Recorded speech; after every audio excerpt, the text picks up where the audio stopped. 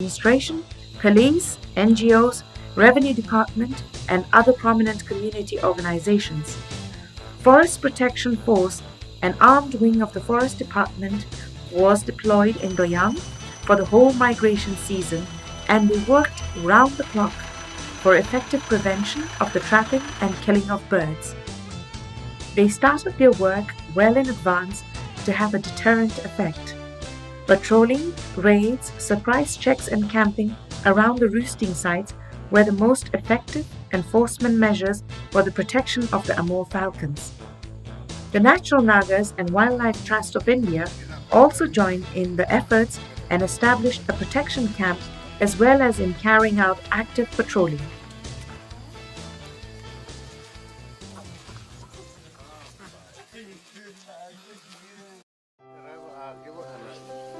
The Chief Minister of Nagaland, Mr. Nipurio himself, denounced the hunting of any wildlife and warned the villages about punitive measures of withholding grants and aid. Notifications regarding the same were relayed by the Chief Secretary and the Director Rural Development for implementation during the migratory season. It is our duty to preserve before when we don't know conservation and the importance of these animals. Nagas were being killing for eating. But today, we are broadly educated society. We are no more primitive, and we can do without killing these beautiful animals. We can survive. The Forest Department backed a lot on this action and issued thousands of posters carrying the message of conservation on one side and the concerned notifications on the other. Village Council members signed a tripartite memorandum of understanding with the Wildlife Trust of India and Natural Nagas to stop wide-scale hunting of Amur falcons in the Doyang Reservoir. Following the MOU, under Rapid Action Program, Bird for Bird program was implemented to address the meat requirement, and another program called Grain for Grain to compensate the losses incurred due to wild elephants. Also, a protection squad was formed involving the villages. According to them, a plan to give economic incentives to the landowners of the roosting sites is also in the offing. The principal chief conservator of forest and head of forest force of Nagaland, Mr. Lokeshwara Rao, visited Doyang and addressed all stakeholders with a promise of bringing the village under Biodiversity Conservation Reserve and their livelihood grievances to collaborate with Nagaland Livelihood Mission, tourism, fisheries, etc., and have strengthened trust between the community and the departments. The fishermen who hunt the birds during this lean fishing season were pacified, and this resulted in constructive cooperation for giving safe passage to the birds. A conservation action plan of the Amur falcon, which includes components like involvement in protection work, self-help groups, microfinancing, ecotourism, habitat improvement and research, have also been prepared and submitted to the government by the Chief Wildlife Warden and is currently awaiting approval. The outcome of all the aforementioned efforts put in by everyone concerned resulted in the enthusiastic participation of those fishermen who were once hunters in a joint mission of satellite tagging of few individuals of the Amur falcon. This was an initiative of the Wildlife Institute of India, Dehradun, Raptors MOU of the Convention on Migratory Species, BirdLife International Hungary, and the Department of Forest, Ecology, Environment and Wildlife, Nagaland.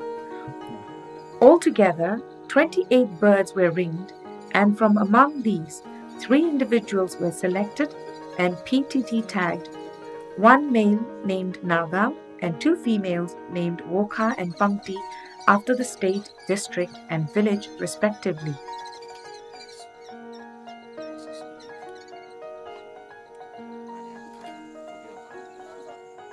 First thing I'd like to say is thank you very much to the Naga people for allowing us to come here, to visit Nagaland and to catch and trap these birds.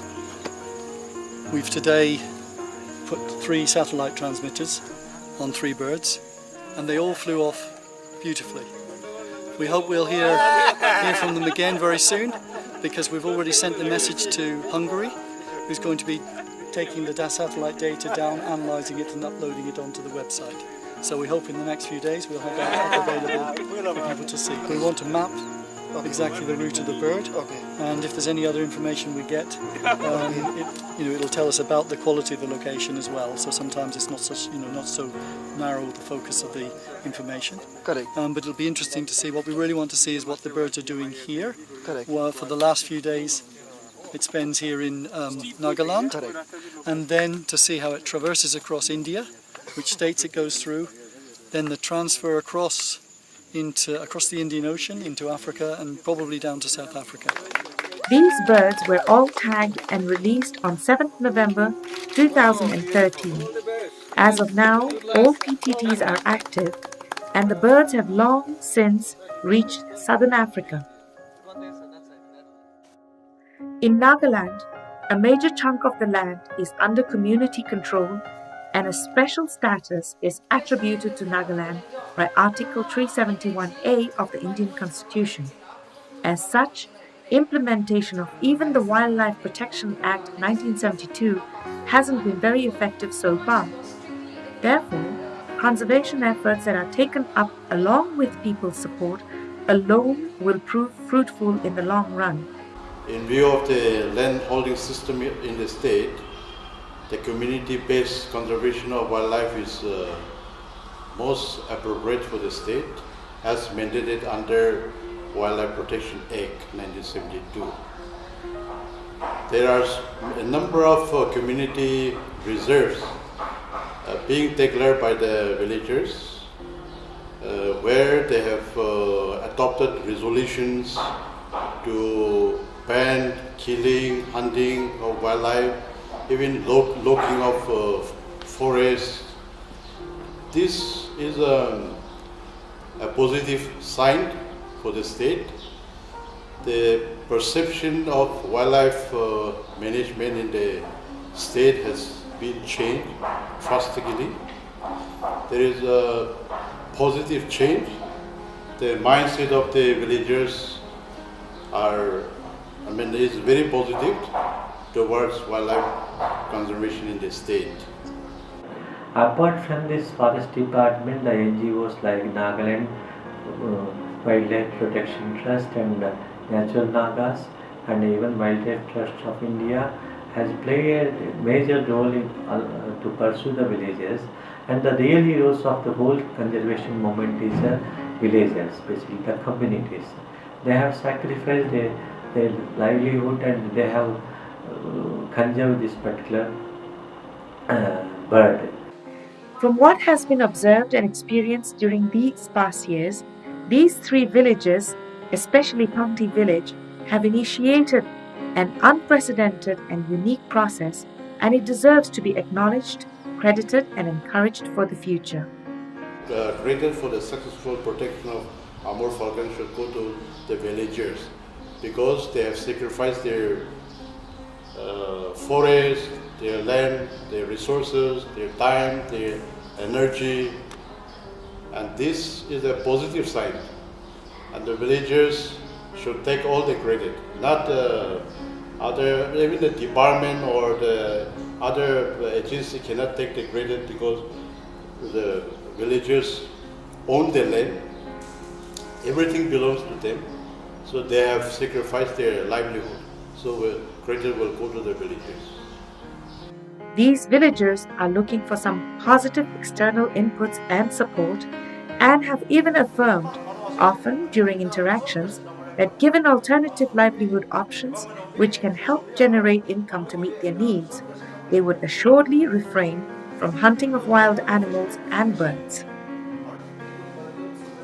Given that they have paved a way for effective conservation, it is crucial at this stage to take prompt steps towards securing their confidence and leaving no chances by addressing their needs in return for their cooperation. It is imperative to bear in mind that a lack of interest and enthusiasm from the government and non-government agencies could lead to disenchantment and distrust by the local people. Moreover, the youth of these villages are taking a keen interest in conservation activities, but they are also faced with the problems of unemployment. In such a scenario, facilitating and guiding them to take a greater interest in conservation and linking this in some way to livelihood options can build a strong and effective community-based conservation movement in Nagaland. Apart from being known as the land of festivals, Nagaland was recently declared as the Falcon capital of the world by the Raptors MOU of the Convention on Migratory Species because a staggering number of Amur falcons visit this land during the months of October and November every year.